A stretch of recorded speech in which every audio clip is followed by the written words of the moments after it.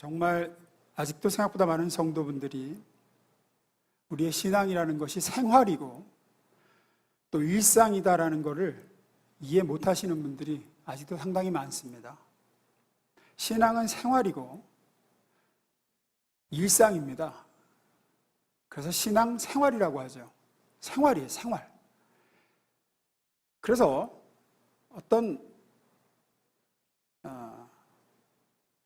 특정 장소에서의 한 번의 뜨거운 어떤 성령 체험이라든가 어떤 한 번의 큰 은혜를 받는다든지 특정 기간에 반짝해서 드리는 열심 있는 간절한 기도, 금식 이런 걸로 우리 신앙이라는 것이 쉽게 단번에 완성되거나 진보하거나 성장할 수거나 그럴 수가 없습니다.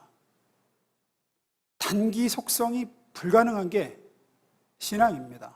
왜냐하면 신앙은 생활이고 일상이기 때문이에요.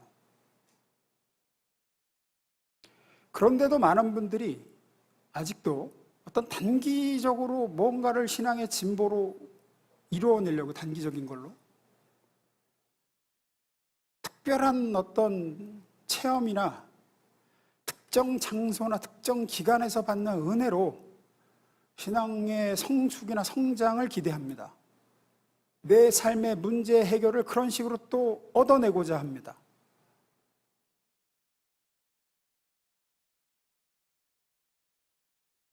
그러니 신앙이 삶으로 이어지지 못하고 생활로 이어지지 못합니다. 그래서 오늘은 신앙은 삶이고 과정이고 오래 걸리는 어떤 장기전이다. 이런 얘기를 좀 해보려고 합니다. 두 가지를 좀 나눠보겠습니다. 하나씩 봅니다. 첫 번째, 읽어봅니다. 시작.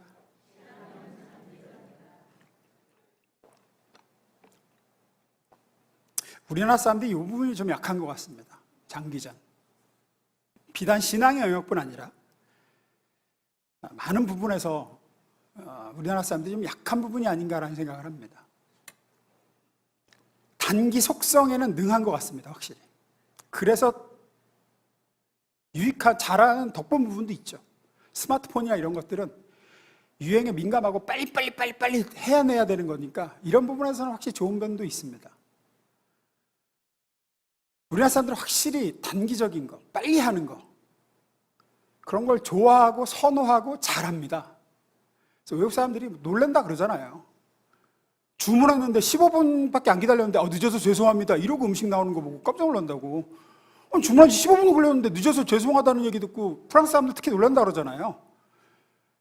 앉아서 10분 지나야 그때서야 웨이터가 이거 메뉴판 들고 오는 데가 프랑스인데 주문한 지 15분 됐는데 늦어서 죄송합니다 이러고 음식 나오니까. 근데 우리나라 사람들 안 그러잖아요. 15분 걸리면 뭐 이렇게 늦게 나와? 뭐 이러고.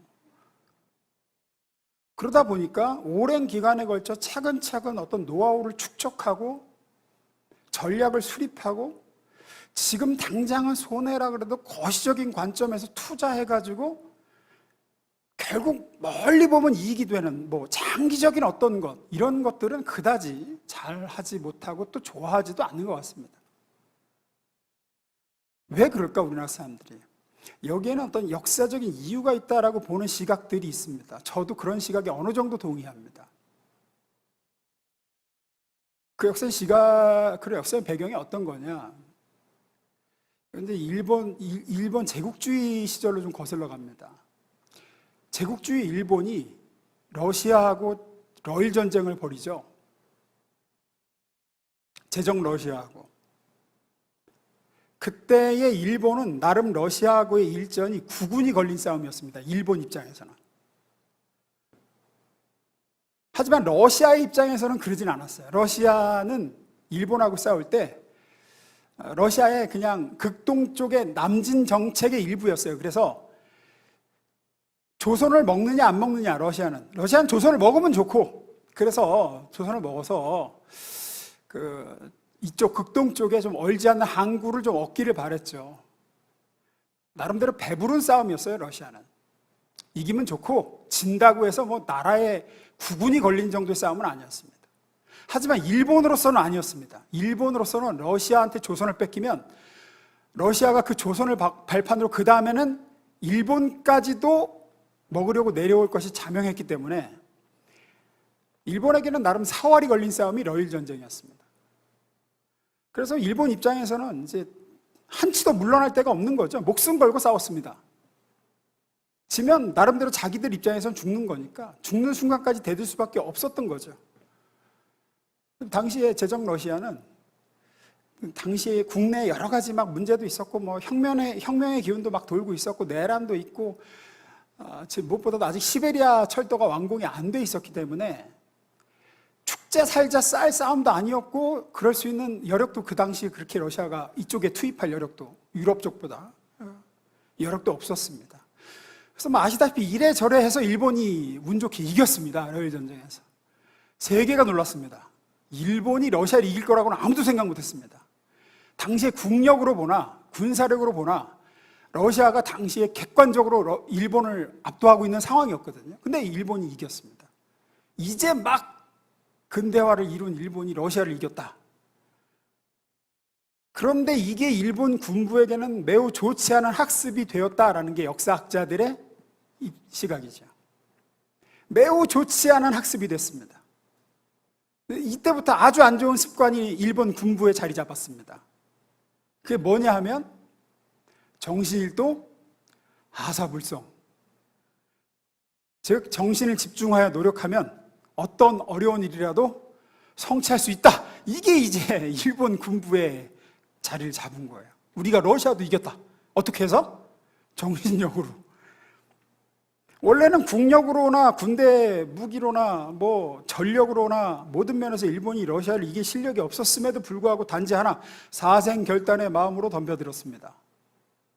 그래서 이기게 되자 이제 정신력으로 모든 것을 극복할 수 있다라는 좋지 않은 버릇이 생겨서 그 다음부터는 이제 모든 싸움에서 장기적으로 뭘 차근차근 준비하고 쌓아나가서 국력을 쌓고 그래서 싸워야 되는 건데 준비도 부족해. 누가 봐도 안 될 전력인데 우리는 정신력으로 이긴 나라야, 러시아도.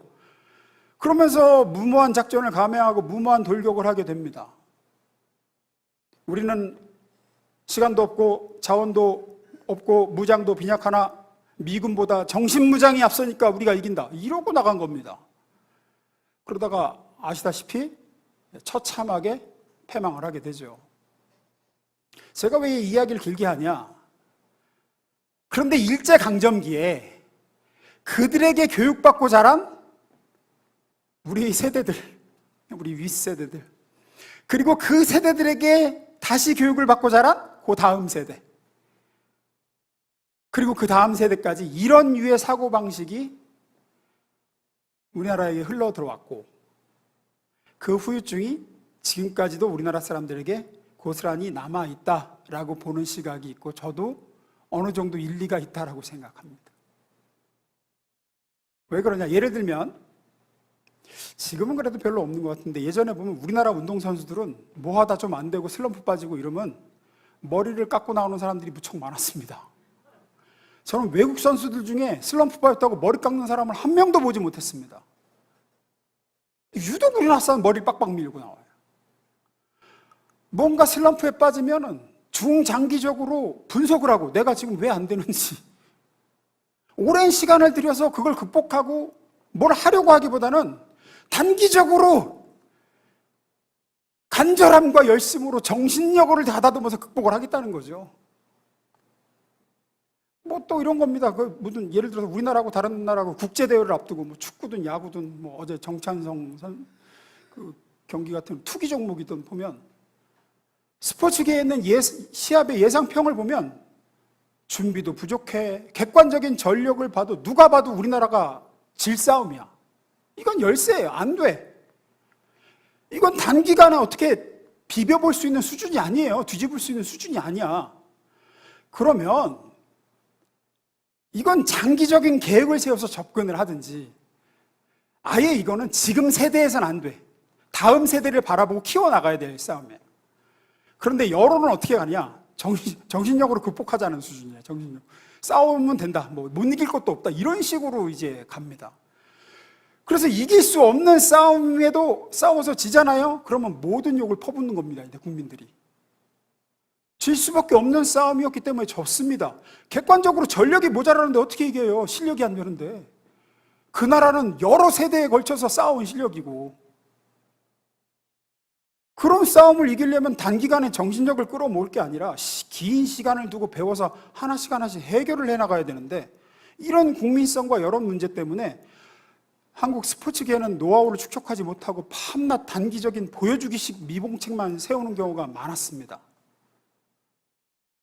기술 개발, 전략 개발, 장기적인 포석을 못하고 늘 정신력, 열심, 단기 필승 전술, 이것만 해가지고 팀을 운영하고 선수를 소진시켜버리고 말았습니다. 왜냐? 안 그러면 이제 여론의 문매를 맞으니까 보여줘야 되거든요, 뭐래도. 이거는 스포츠 분야뿐 아니라 학업 성취 분야에서도 그렇습니다. 제가 놀란 게 뭐냐면, 유학생활 하면서 한국 학생들만큼 벼락치기를 많이 하고 벼락치기를 잘하는 학생들이 없다는 걸 제가 처음 알았어요. 저는 시험 기간에 날밤 새는 거는 당연한 거라고 생각했어요. 왜냐하면 다 그렇게 했으니까. 근데 미국 학생들은 이상하게 보는 거예요. 야, 왜 니네들은 시험 기간만 되면 그렇게 잠을 안 자고 도서관에서 공부를 해? 그러니까 평상시에는 도서관에서 그렇게 공부를 하고 한국 학생들이 안 한다는 거예요. 근데 왜 니네는 시험 기간만 되면 그러냐는 거예요. 이상하다는 거예요. 근데 우리는 하나도 이상하지 않거든. 우린 늘 그래왔으니까. 중학교, 고등학교 늘 그랬으니까. 짧은 기간에 바짝 당겨가지고 그냥. 그래갖고 성적은 잘 받습니다. 그리고 수업 시간에 졸아야지. 수업 시간에 졸아. 평상시에는 공부 안 해. 또 시합 기간 되면 막 외우는 것도 잘하잖아요. 또 단기간에 바짝 외워가지고. 미국 학생들 이상하다는 거죠. 야, 니네는 왜 평상시에는 공부를 안 하고 왜 그렇게 시험 기간에는 죽자사자 하냐. 많은 분야가 그렇죠.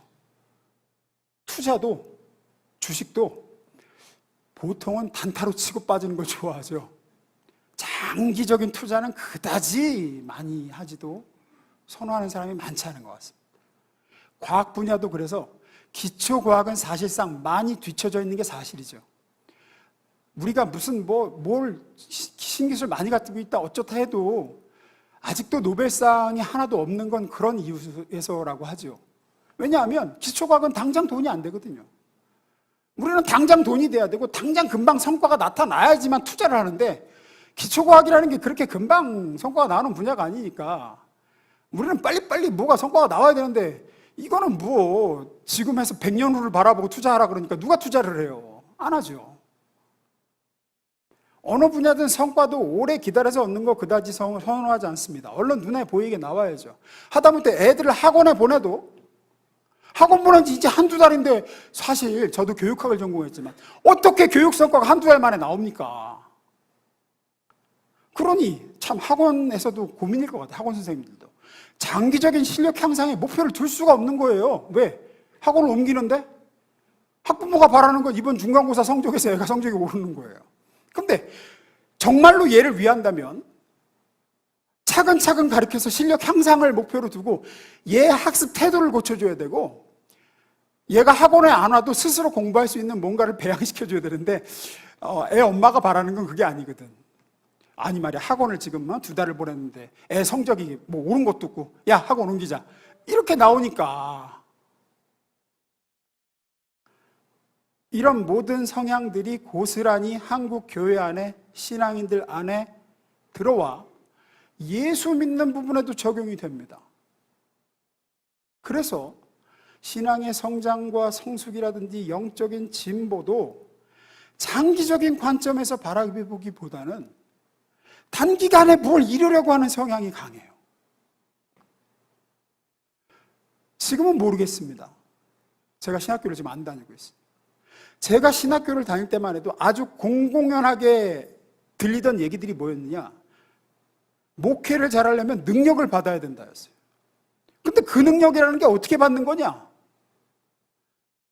산에 가서 기도를 해야 된대요. 산에 가서 나무 뿌리를 뽑든지 40일 금식을 하든지, 하여튼 그렇게 단기 결전하듯이 하나님하고 승부를 봐가지고 능력을 받아야 된대.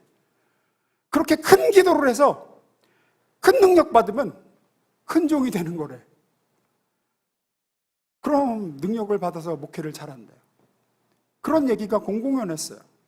오랜 기간 벽돌을 쌓듯 하나하나 쌓아가는 시기 아닌 건 분명했습니다. 훌륭한 목회자, 능력 있는 목회자는 주님과의 하루하루 인격적인 관계를 다져가면서 일상의 동행 가운데 그분의 마음과 성품을 알아가고 그렇게 쌓아가는 긴 여정인데, 그걸 가르쳐주는 교수님이나 그걸 이야기하는 선배는 어디에도 없었어요. 전부 단기적인 승부고 특정 기간 특정 장소에서 뭐를 해가지고 하늘에서 불을 받아야 된대. 그놈의 불은 어디서 어떻게 받는 건지 모르겠는데 하여튼 그래야 된대요.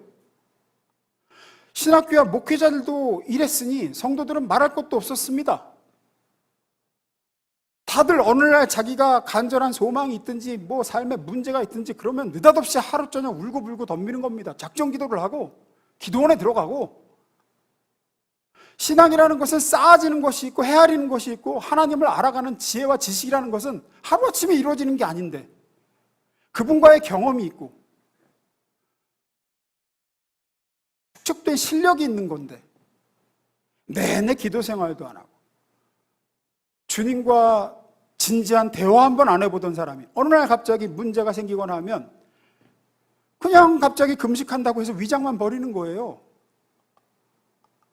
갑자기 기도원 가서 기도했다고 뭐 주님 만났다고 그러고.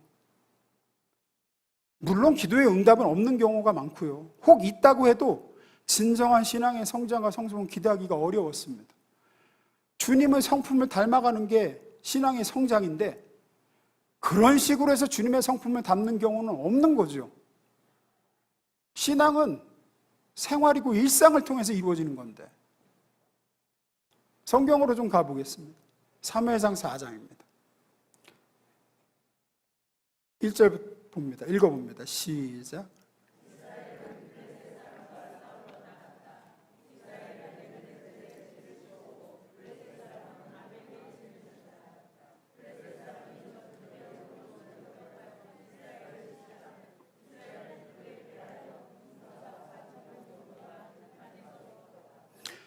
네, 이스라엘이 블레셋 사람하고 전쟁을 벌입니다.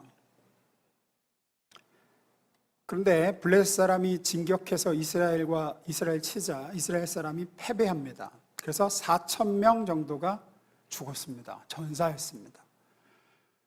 왜 졌을까? 그 다음에 돌아와서 이제 회의를 합니다. 진 원인이 뭐냐? 제가 읽겠습니다. 군대가 진으로 돌아오자 이스라엘 장로들이 말했다. 하나님께서 오늘 우리를 블레셋 사람에게 패하게 하신 까닭이 무엇이겠습니까? 이게 중요하죠. 왜 졌는지. 원인이 뭐라고 밝히느냐? 실로에 가서, 실로에 하나님의 성소가 있었거든요, 당시. 하나님의 성소의 실로에 가서 하나님의 언약궤를 가져옵시다. 언약궤가 우리와 함께 가면 우리를 적의 손에서 구해줄 것입니다. 우리가 하나님의 언약궤가 없어 그렇다. 그러니까 이걸 생각한 거죠. 여리고성을 어떻게 우리가 무너뜨렸냐? 언약궤를 앞세워서 뺑뺑 돌았잖냐. 그때가 언약궤가 앞서 돌아서 여리고성 무너뜨리기 했으니까 우리가 지금 언약궤를 안 갖고 왔네. 그래서 진 거야. 언약궤 갖고 와. 여기서 나온 것도 역시 대표적인 단기 속성이죠. 마치 신앙이라는 것을 내가 필요한 때 단시간에 무슨 불러 외우는 주문으로 자기가 필요한 일에 얼른 능력만 빌어오는 비법으로 생각하고 있습니다.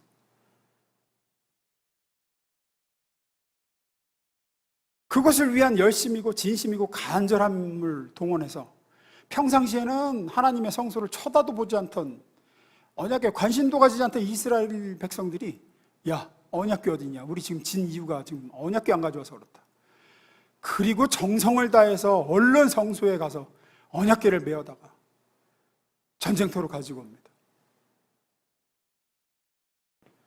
하나님의 성소를 삼하지도 않고 하나님을 찾지도 않던 이스라엘 백성들이 언약궤를 모셔다가 간절히 빌면서 이제 전쟁을 다시 해보는 거죠. 또 한번 싸워보는 겁니다. 언약궤 가져왔으니까.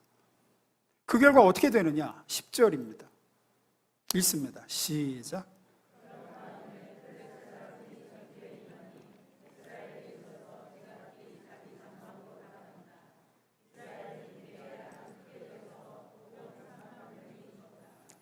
아까 언약궤 없이 싸울 때 몇 명 죽었죠? 예, 4,000명 죽었습니다. 언약궤 없어 졌다고 생각해서 하나님 언약궤를 성소에 가서 모셔왔습니다. 그러자가 3만 명이 죽습니다. 언약궤도 블레셋에 빼앗겨 버렸습니다. 이때. 이렇게 큰 패배를 겪고는 한동안 이스라엘은 블레셋의 노예나 다름없는 처지가 되어 삽니다. 이때. 이들은 신앙을 아주 크게 오해하고 있었습니다.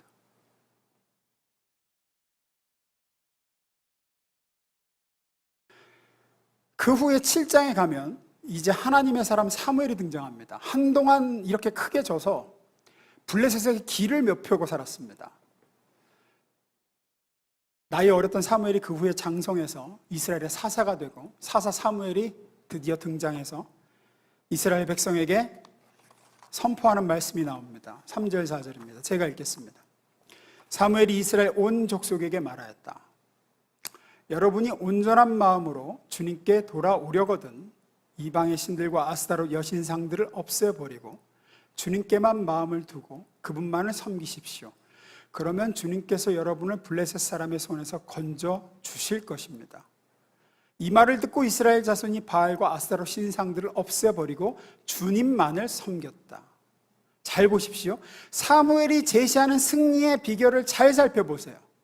사무엘은 무슨 특정 기간을 정해서 열심과 정성을 요구하든지 단기적인 특별한 방안이라든지 성소에 가서 언약궤를 가져오라는 특별한 수단을 요구하지 않습니다. 뭘 요구하죠? 신앙 생활을 요구할 뿐입니다. 일상에서 주님과 동행하라는 얘기를 합니다. 하나님 편에 서 있으라는 얘기를 합니다. 주님께만 마음을 두고 주님을 섬기십시오. 그러면 됩니다. 무슨 작정 기도를 하고 금식을 하고 뭘 한다고 설치지 마시고 이기고 싶습니까? 그러면 신앙 생활을 하십시오. 그 얘기를 하고 있어요. 주님 하나님 계신 편 그 옆에 당신들이 서 있으면 됩니다. 당신들이 왜 졌는지 아십니까? 하나님을 떠나 살고 있기 때문입니다. 떠나 살면서 문제 닥치니까 그제서야 부랴부랴 하나님의 언약궤만 가져온다고 하나님이 여러분을 대신에 싸워주실 것 같습니까? 그 얘기를 하고 있죠. 이스라엘 백성이 그 얘기를 듣고 회개합니다. 다시 4절 이 말을 듣고 이스라엘 자손이 회개하죠. 바알과 아스타롯 신상들을 없애버리고 주님만을 섬깁니다. 그들의 생활이 바뀝니다. 일상이 바뀌었다는 얘기입니다. 하나님 편에 서 있습니다. 그 결과 어떻게 되느냐? 블레셋이 또 쳐들어오죠. 10절부터 봅니다. 사무엘이 번제를 드릴 때 블레셋 사람이 이스라엘과 싸우려고 가까이 오매 그날에 여호와께서 블레셋 사람에게 큰 우레를 발하여 그들을 어지럽게 하시니 그들이 이스라엘 앞에 패한지라. 이스라엘 사람들이 미스바에서 나아가서 블레셋 사람들을 추격하여 뱃갈 아래에 이리까지 쳤더라. 12절 사무엘이 돌을 취하여 미스바와 센 사이에 세워 이르되 여호와께서 여기까지 우리를 도우셨다 하고 그 이름을 에벤 에셀이라 하니라. 여기 전쟁을 보십시오. 전쟁을 이기기 위해 필요한 힘을 따로 요구할 필요가 없었던 겁니다. 왜죠? 이스라엘이 하나님 편에 이미 서 있었기 때문입니다. 하나님 옆에 서 있는 이스라엘, 하나님이 계시고 그 옆에 이스라엘이 하나님 손 붙잡고 서 있습니다. 지금 그때 블레셋이 쳐들어오니까 당연히 이스라엘 손 붙잡고 계신 하나님이 나서셔서 대신 싸워주시는 겁니다. 따로 울고불고 매달릴 것도 없습니다. 마치 평소에 늘 공부하던 애는 딱히 시험 기간이라고 부랴부랴 공부할 필요가 없는 것하고 똑같습니다. 앞서서는 하나님과 동떨어져 있는 중에 블레셋이 쳐들어오자 다급해서 그제서야 성소에 달려가서 정성을 다해 하나님의 언약궤를 열심으로 메어다가 간절히 빌면서 이기게 해달라고 전쟁터에 가지고 나갔습니다. 아무 소용없습니다. 그들이 하나님 편에 서 있지 않았을 때 하나님이 떠나 있었으니까. 하나님과 동행하지도 그분과 함께하지도 않은 채 능력만 빌려오려고 합니다. 하나님은 그런 이스라엘 위에 나서서 싸워주시지 않으셨습니다. 하지만 지금은 이스라엘 백성이 하나님과 함께하고 있었습니다. 하나님 손잡고 같이 서 있습니다. 그러던 중에 쳐들어온 대적을 누가 치느냐? 하나님이 치십니다. 이것을 예수님은 이렇게 말씀하셨죠. 너희는 먼저 그의 나라와 그의 의를 구하라. 그리하면 이 모든 것을 너에게 더하시리라. 너희가 뭐를 따로 울고 불고 작정 기도를 하고 특별히 뭘 할 필요가 없다. 너희가 생활과 일상에서 나와 함께 한다 그러면 그것이 신앙입니다. 우리가 신앙에서 뭘 오해하게 있냐면 신앙을 이거로만 생각해요. 첫째, 천국 갈 때 필요한 거. 두 번째, 살다가 내 힘으로 안 되는 어떤 난관을 만나고 어려움이 닥쳤을 때 단기적으로 정성과 간절함을 바쳐서 하나님의 능력 빌어오는 거. 그걸 자꾸 신앙이라고 생각합니다. 아니죠. 신앙은 평소에 일상의 삶에서 주님 찾아 이야기 나누고 수시로 예수님 생각하고 생활 속에서 주님 손 잘 잡고 출근하고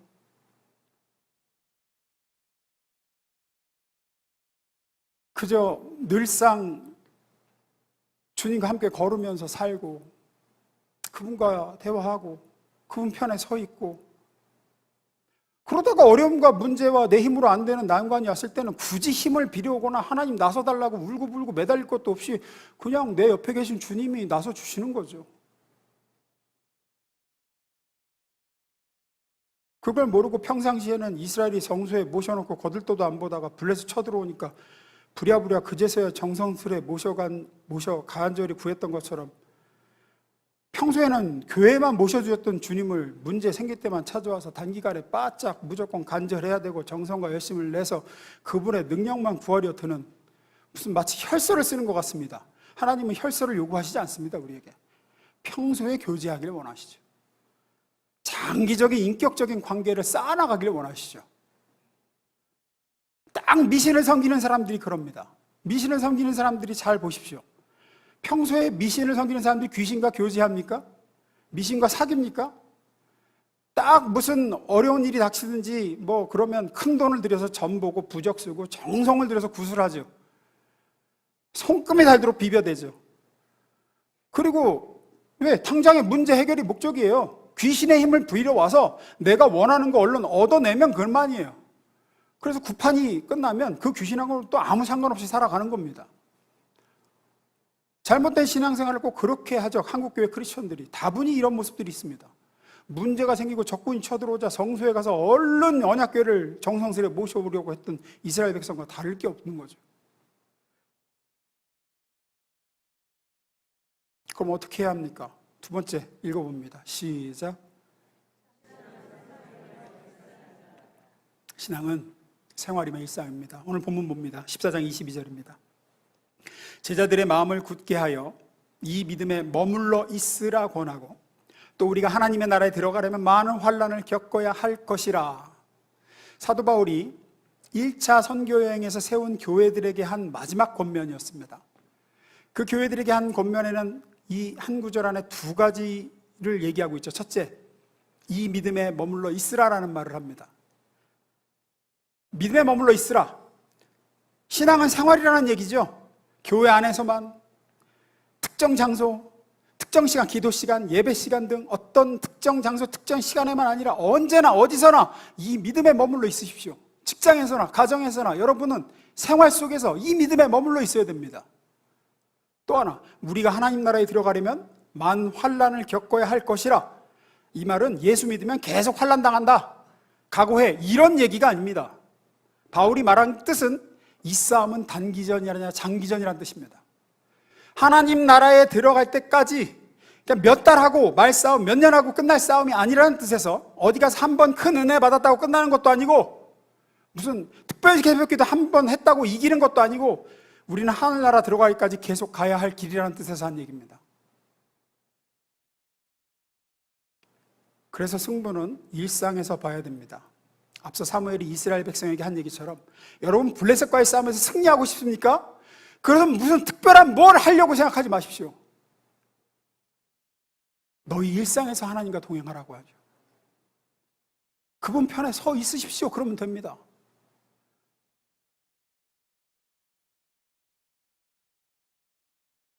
제가 특별 새벽기도 때마다 늘 말씀드리는 게 그겁니다. 그래서 개근이 중요한 게 아닙니다. 그런 얘기하죠. 이번 특세 개근해야 되는데 그게 중요한 게 아니라 이번 특별 새벽기도가 이게 계기가 되어서 특세 전과 후가 조금이라도 달라지는 게 중요합니다.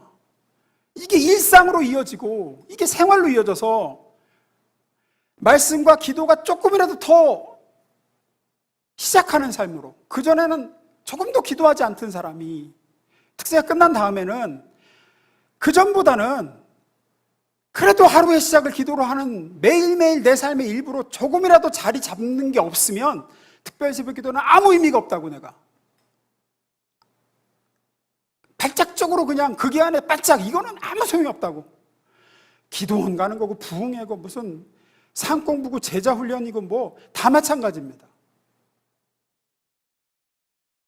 제가 여러 번 자주 예를 들죠.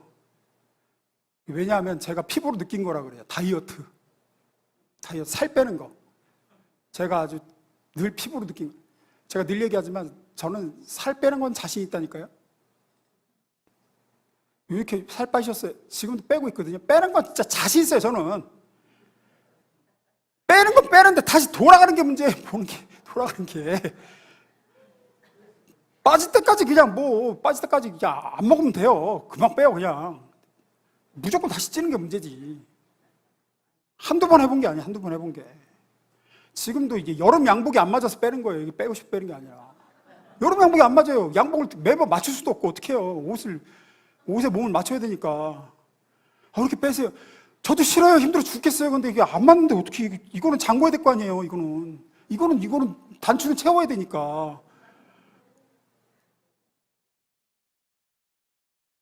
근데 왜 다시 찌느냐? 간단해요. 몸무게는 빠졌는데 생활 태도는 예전하고 똑같으면 다시 찌는 건 시간 문제예요. 그 단기간 동안에는 음식을 줄였어요. 운동해요. 근데 내 생활 양식과 일상의 습관은 하나도 안 변했어요. 그때만 참는 거야. 이제 그 단기간 동안에만 참는 거야. 그리고 이제 목표 체중에 도달해서 끝났다. 다시 주식 새끼에 간식 새끼. 그러면 뭐 시간 문제예요. 다시 뭐 한 달도 안 걸려요. 다시 돌아가는데 한 달도 안 걸려요. 그 얘기는 뭐냐면 그 사람의 삶이 그 몸무게의 삶이에요. 생활 습관이 90kg짜리면 이악 물고 70kg로 빼도 다시 90kg로 돌아가는 건 시간 문제예요. 즉 매일매일 일상의 하루하루의 생활이 바뀌지 않으면 그 사람의 몸무게는 안 바뀝니다. 그래서 정말로 성공하는 사람은 그 킬로그램에 관심을 안 갖죠. 화장실 갔다 와서 1kg 빠졌어요. 이거에 기뻐하지 않는다 그러죠. 오늘 내가 한 숟가락 덜 먹었다. 내가 오늘 나하고의 약속한 만큼 30분 동안 걸었다. 내가 오늘 절제했다. 요거에만 집중한다 그러죠. 그 하루하루가 쌓여서 자기 일상에 녹아들고 내 생활로 자리 잡게 만드는 거. 그게 이제 다이어트의 관건이라 그러죠. 그래서 사실은 전문가들은 그런 얘기합니다. 다이어트란 말 하지 마라. 그게 다이어트의 근원이에요. Don't say diet. 다이어트란 말 하지 마라. 왜? 다이어트라는 말은 이미 특정 기간, 단기전임을 전제하고 들어간다는 거예요. 이제 단기전이라는 거를. 왜냐면 다이어트는 평생 가야 되는데 다이어트라는 말을 하는 순간 어느 기간이 이미 한정돼 있고 그러는 순간 그 기간 끝나면 다시 돌아간다는 거예요. 그러니까 다이어트라는 말 하지 마. 그냥 너는 평생 네 생활을 바꿔야 되니까 일생 동안 적게 먹고 운동하는 게 너의 일상이 되고 생활이 돼야 돼. 그게 네 삶이 돼야 돼. 그러니까 다이어트란 말 하지 마. Don't say diet. 이게 아주 다이어트 근원이죠. 그러면 딱히 나 다이어트 한다, 이제부터 살 뺄 거야 말할 필요가 없어. 우리의 신앙도 똑같습니다. 나 이제부터 기도할 거야. 이런 말이, 나 이제부터 주님과 동행할, 이거는 그냥 생활이 돼야 돼요. 우리의 삶의 일부가 되지 않으면 신앙은 의미가 없습니다.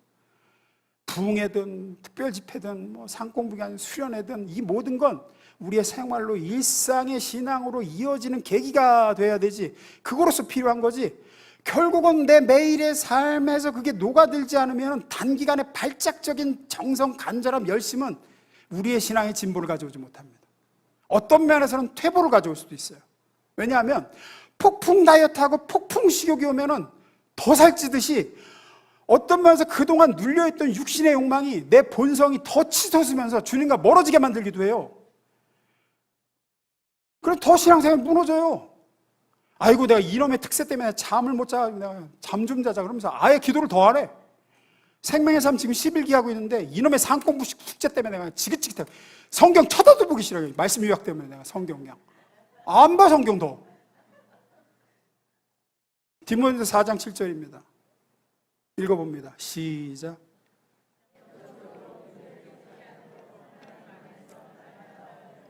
예, 조금씩이라도 날마다 매일, 이게 중요합니다. 목사가 하라 마라 하지 않아도, 교회에서 뭐를 하지 않아도, 닥달하는 사람이 없어도, 공예바가 있는 날이든 없는 날이든 일상, 생활 속에서 주님을 생각하고 수시로 시선을 주님께로 돌리고 한 구절이라도 하나님 말씀을 보려고 하시고, 내가 하나님 편에 지금 서 있나? 주님 손 놓고 있진 않나? 스스로 점검하고 그분과 함께 출근하고, 그렇게 하루 또 하루, 15분 또 15분, 그 다음엔 30분으로 늘리고 또 30분. 그러면 삶에 문제가 생겨서 헐레벌떡 뭐 주님 도와주세요 울고불고 뭐 할 필요가 없어요. 지금 나와 함께 계신 주님이 알아서 나서 주시는 거예요. 알아서. 내가 주님 손 잡고 계신데, 주님 손 잡고 있는데 뭐 내가 지금 주님 손 놓고 있고 주님 떠나 있는 사람이니까 뭐 지금 난리가 나는 거죠. 지금 주님과 함께 하고 있지 않으니까 문제인 거죠. 앞서 나는 하나님의 사람 사무엘의 말을 기억하십시오. 여러분이 블레셋에 이기길 원하면 주님께 마음을 두고 그분만 섬기십시오. 그러면 주님께서 여러분에게 승리를 주실 것입니다. 그러므로 너희는 먼저 그의 나라와 그의 일을 구하라. 그러면 이 모든 것을 내게 더하시리라. 신앙의 생활, 일상의 신앙, 이것을 훈련하여 참된 하나님의 복과 승리를 맛보는 저와 여러분 되시기를 주의 이름으로 축원합니다. 기도하겠습니다.